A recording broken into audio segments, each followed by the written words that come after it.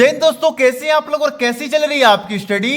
दोस्तों आज की इस वीडियो में आपको बताने वाला हूं कि हिंदी की कॉपी लिखने का सबसे अच्छा और सबसे सही तरीका क्या है। देखिए मेरे भाई, बहुत ऐसे बच्चे होते हैं ना जो तैयारी बहुत बढ़िया से करके जाते हैं, याद बहुत ज्यादा करके जाते हैं, लिख कर भी आते हैं, लेकिन उनको पूरा का पूरा नंबर नहीं मिल पाता है। जानते हैं क्यों? क्योंकि उनको लिखने का तरीका ही नहीं मालूम है कि किस प्रकार लिखेंगे कि पूरा का पूरा नंबर मिलेगा और नंबर नहीं कटेगा। देखिए मैं जो आज की तरीका बताने वाला हूं, इस तरीके से लिखने पर आपको पूरा का पूरा नंबर मिलेगा, यह मैं पूरी की पूरी गारंटी देता हूं। बस आपको पूरा का पूरा वीडियो जरूर देखना होगा और वीडियो को स्किप करके मत देखिएगा, नहीं तो भैया बिल्कुल आपको समझ में नहीं आने वाला है। देखिए यहाँ पे आपको मैं बता दूं, यहां पर पेपर भी मैंने ले रखा है। यह 2025 का मॉडल पेपर है, सेम टू सेम ऐसे ही आपका पेपर आने वाला है। और मैंने कॉपी भी ले रखा है, मैं करके स्वयं आपको दिखाने वाला भी हूं कि आपको अपने आंसर शीट में कैसे आपको अपना आंसर देना है, जिससे टीचर आपका खुश होकर आपको बढ़िया से बढ़िया नंबर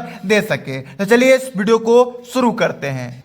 चलिए ध्यान दीजिए, सबसे पहले हम बात करेंगे कि बहुकल्पीय प्रश्नों को अर्थात एमसीक्यू क्वेश्चन को कैसे अपने आंसर शीट में लिखना है। देखिए क्लास 10 वालों के लिए बात करें तो उनको तो भैया ओमार शीट मिल जाता है, लेकिन क्लास 12 वालों को उत्तर पुस्तिका में ही आंसर लिखना होता है। कैसे लिखना होता है चलिए जान लेते हैं। जैसे यहां पर मैंने क्लास 12 का ही मॉडल पेपर ले रखा है, सामान्य हिंदी का, और यहां पर देखिए सारे के सारे आपके एमसीक्यू दिए गए हैं। इनको कैसे करना है चलिए वो ध्यान दीजिएगा।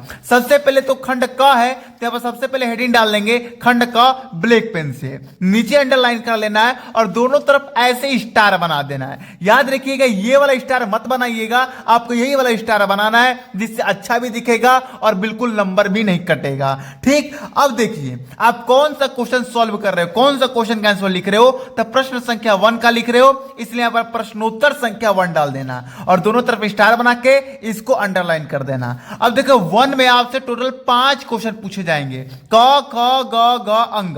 तो पहला का क, पहला का ख, पहला का ग, पहला का घ और पहला का अंग। अब मान जो कि पहला का क का क्वेश्चन है कि शिक्षक का उद्देश्य निबंध के लेखक हैं, इसका राइट ऑप्शन है दूसरा संपूर्णानंद। तो भैया यहां पर दूसरा लिखकर संपूर्णानंद लिख दो। समझ आ रही है मेरी बात? ऐसे आपको करना है। अब यहां पर दूसरा क्वेश्चन है कि लल्लू लाल की रचना है, तो प्रेम सागर यानी कि दूसरा ही, तो यहां पर दूसरा लिखकर प्रेम सागर लिख दो। तीसरा क्वेश्चन है कि पर्दा कहानी के लेखक हैं, तो यशपाल है यानी कि चौथा, तो पर चौथा लिखकर यशपाल लिख देंगे। तो आपको अब मुझे लग रहा है कि आपको समझ में आ रहा है कि कैसे एमसीक्यू लिखना है। आवारा मसीहा का रचनाकार है, तो विष्णु प्रभाकर है, यहाँ पे विष्णु प्रभाकर पहला दाग लिख देंगे। अंक नंबर क्वेश्चन है कि बाण भट्ट की आत्मकथा के लेखक है, हजारी प्रसाद द्विवेदी यानी कि चौथा, यहाँ पर चौथा दाग के हजारी प्रसाद द्विवेदी लिख देंगे। तो ये तो पहला क्वेश्चन आपने कर लिया। अब यहाँ पर दूसरा का एमसीक्यू सॉल्व करना है। तो दूसरा का एमसीक्यू सॉल्व शुरू करने से पहले आप यहाँ पे हेडिंग डाल दीजिएगा प्रश्नोत्तर संख्या दूसरा। अब दूसरा का क, दूसरा का ख, दूसरा का ग, दूसरा का घ और दूसरा का अंग। अब दूसरा का क का क्वेश्चन पढ़िए, कमायनी किस युग की रचना है? तो कमायनी छायावादी युग की रचना है, यानी कि दूसरा ऑप्शन सही है। तो दूसरा ऑप्शन डाल के छायावादी युग लिख दीजिएगा। ठीक, निम्नलिखित कवियों में से कौन सा प्रगतिवादी युग का है? तो अग्रदास है, यानी कि पहला, तो पहला जाकर अग्रदास लिख दीजिएगा। ग नंबर क्वेश्चन है कि तार सप्ताह का प्रकाशन वर्ष है, तो भैया 1943 से, तो 1943 यहां पर दूसरा है, तो दूसरा लिखकर 1943 लिख दीजिएगा। आपको समझ में आ रहा है ना कैसे कॉपी लिखना है? वैसे ही चौथा क्वेश्चन है कि द्विवेदी युग की रचना नहीं है, तो भैया द्विवेदी की रचना यहां पर कमायनी नहीं है, तो चौथा डाल के आप कमायनी डाल दीजिए। और लास्ट क्वेश्चन है कि अर्थछाप के कवियों का संबंध भक्ति काल की किस शाखा से है? तो कृष्ण भक्ति शाखा से है, चौथा, तो पर चौथा डाल के कृष्ण भक्ति शाखा आपने लिख दिया। अगर ऐसे आप करेंगे तो भैया टीचर पूरा का पूरा सही करके आपको पूरा का पूरा 5 नंबर आपको दे के जाएगा। ठीक है ना? चलिए अब आगे बात करेंगे हम तीसरा। अब यहां से क्लास 10 और क्लास 12 दोनों के लिए भैया, खासकर मैं क्लास 12 वालों के वीडियो बनाता हूं, लेकिन ये जो वीडियो ये क्लास 10 वालों के लिए भी 100% काम करेगा। ठीक है ना? और क्लास 12 वालों के लिए तो है ही, क्योंकि उनके लिए ही वीडियो बनता है।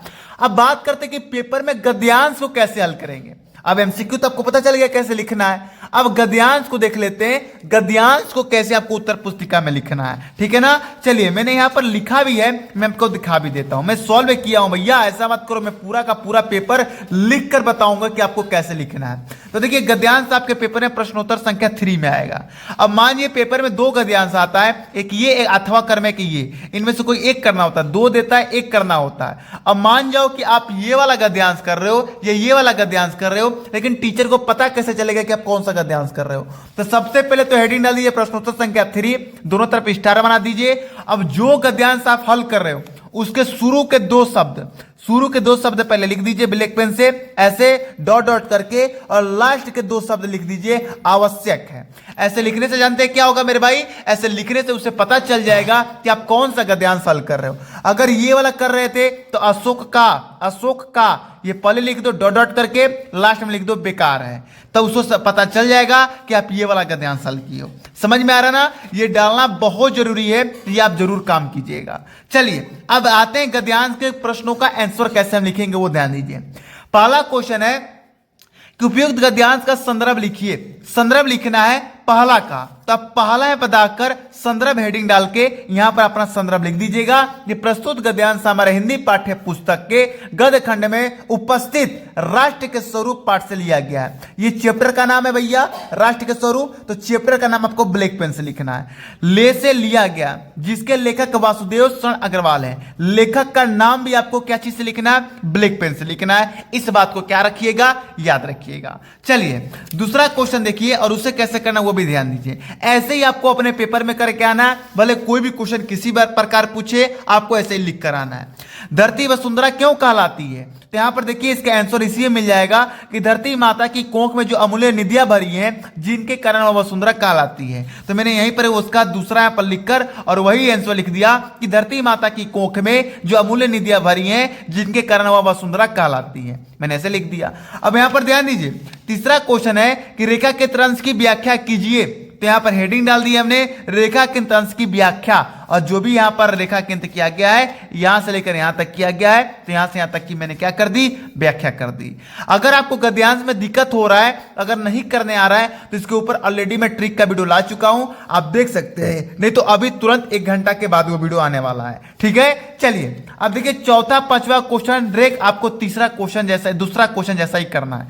चौथा और पांचवा क्वेश्चन आपको दूसरा क्वेश्चन के जैसे ही करना है। इन दोनों का आंसर, चौथा का पांचवा का भी आंसर आपको गद्यांश में ही मिल जाएगा, ठीक है ना। समझ गए मेरी बात को। चलिए अब बच्चे कहेंगे सर अब पद्यांश कैसे सॉल्व करेंगे, वो भी बता दीजिए। तो ध्यान दीजिए भैया, चलिए हम पद्यांश भी आपको दिखा देते हैं, पद्यांश आपको कैसे हल करना है। ध्यान दीजिए मेरी बातों को। अब देखिए पर पद्यांश कैसे हल करना है वो ध्यान दीजिएगा। प्रश्नोत्तर संख्या चौथा पर हेडिंग डाल देना है। अब देखिए 2 पद्यांश दिए होते हैं, एक ये आएगा और अथवा में करके एक ये दिएगा। तो आप कौन सा कर रहे हैं टीचर को बताना पड़ेगा ना। तो बताने के लिए आप शुरू का 1 शब्द या 2 शब्द लिख सकते हो यहाँ पे, और बीच में डॉट डॉट करके लास्ट के पद्यांश का 2 शब्द यहाँ पर लिख देना, जिससे टीचर को पता चल जाएगा कि आप कौन सा पद्यांश हल कर रहे हो, ठीक है ना। चलिए अब इसका क्वेश्चन करते हैं, कैसे करना वो ध्यान दीजिए। पहला क्वेश्चन उपयुक्त पद्यांश का संदर्भ लिखिए। संदर्भ लिखने के लिए आया है, तो संदर्भ हेडिंग डालिएगा और लिखेंगे कि प्रस्तुत पद्यांश हमारे हिंदी पाठ्य पुस्तक के पद खंड में उपस्थित केकई के अनुताप पाठ से लिया गया है, जिसके कवि मैथिली शरण गुप्त हैं। देखिए पर चैप्टर का नाम है ब्लैक पेन से लिखा गया है, कवि का नाम भी ब्लैक पेन से लिखा है, तो ऐसा ही आपको करके आना है। जैसे मैं यहां पर किया हूं सेम ऐसे ही करके आपको अपने पेपर में आना है, इस बात को याद रखिएगा, ठीक है ना। चलिए अब अगला क्वेश्चन है कि रेखा के अंश की व्याख्या कीजिए। तो आप हेडिंग डाल दीजिए रेखा के अंश की व्याख्या और व्याख्या कर लीजिए। अब आपको व्याख्या करना मैं पढ़ा चुका हूं, बता चुका हूं, अब नहीं बताऊंगा क्योंकि वीडियो लंबा हो जाएगा। इस वीडियो में सिर्फ और सिर्फ हम सीख रहे हैं कि कॉपी कैसे लिखना है, ठीक। चलिए अब तीसरा क्वेश्चन, चौथा क्वेश्चन और पांचवा क्वेश्चन, ये तीनों एक ही ढंग से होगा। तो मैं एक बता देता हूं और आप तीनों एक साथ कर लीजिएगा। करके पहाड़ सा पाप मौन रह जाऊं, राई भर भी अनुताप ना करने पाऊं, इस पंक्ति में कौन सा अलंकार है। तो भैया इस पंक्ति में अनुप्रस्थ और उपमा अलंकार है, इसका आंसर मैंने तीसरा दाग कर लिख दिया। चौथा पूछ रहा है कि पद्यांश का भाव स्पष्ट कीजिए, तो मैंने चौथा डाल के इसका आंसर लिख दीजिए। पांचवा क्वेश्चन बोला है भाषा की विशेषता बताइए, तो पांचवा डालकर मैंने यहां पर इसका आंसर लिख दीजिए। यहां पर समझने वाली क्या बात है यहाँ पर तीसरा लिखकर मैंने उत्तर नहीं लिखा है, डायरेक्ट उत्तर लिखना शुरू कर दिया, मतलब तीसरा लिखकर यहाँ पर उ अतारा उत्तर नहीं लिखा है मैंने, यहाँ पर डायरेक्ट ब्लू पेन से उत्तर लिखना शुरू कर दिया। तो वैसे ही आपको काम करना है, यहाँ पर उत्तर नहीं लिखना है क्योंकि आप पहले ही प्रश्नोत्तर संख्या पर डाल चुके हो, ठीक है ना। चलिए, तब आपको पता चल गया कि आपको पेपर में पद्यांश कैसे हल करना है। आगे हम बात कर ले तो आगे बहुत सारे ऐसे टॉपिक है जो आपको देखना होगा। अब हम बात करेंगे संस्कृत का गद्यांश आपको हल कैसे करना है। ध्यान दीजिएगा, मैं संस्कृत का गद्यांश में यहां पर देख लेता हूं कहां पे है। हाँ, तो यहां पर ध्यान दीजिए, दिए गए संस्कृत गद्यांशों में से किसी एक का संदर्भ हिंदी में अनुवाद कीजिए। कैसे करना, ध्यान दीजिए। सबसे पहले प्रश्नोत्तर संख्या 8वां का क डाल लेना है, क्योंकि 8वां का क और 8वां का ख आएगा। 8वां क में संस्कृत गद्यांश और 8वां का ख में संस्कृत पद्यांश अर्थात श्लोक पूछा जाएगा। तो प्रश्नोत्तर संख्या 8वां क डाल दीजिए। अब यहां पर 2 आता है, तो बताने के लिए आपको पहले का 2 शब्द यहां का भी और लास्ट का भी 2 शब्द यहां पर लिखना होगा। महामना लिख के मैंने डॉट डॉट लिखकर एवसित लिख दिया, जैसे गद्यांश और पद्यांश का लिख रहे थे वैसे यहां पर मैंने लिख दिया। करना क्या है भैया, इसमें लिखना क्या है, संदर्भ और हिंदी में अनुवाद करना है। तो यहाँ पर संदर्भ हेडिंग डाल दीजिएगा और लिख दीजिएगा कि प्रस्तुत संस्कृत पद्यांश हमारे हिंदी पाठ्य पुस्तक के संस्कृत खंड में उपस्थित जिस चैप्टर से लिया गया उस चैप्टर का नाम लिख दीजिएगा, ब्लैक पेन से नामक पाठ से लिया गया है, इतना आप लिख दीजिएगा, आपका काम हो जाएगा। अनुवाद यहाँ पर हेडिंग डालिएगा और ब्लू पेन से अनुवाद कर दीजिएगा। आपको इस प्रकार संस्कृत का गद्यांश लिख कर आना है। समझ गए मेरी बातों को।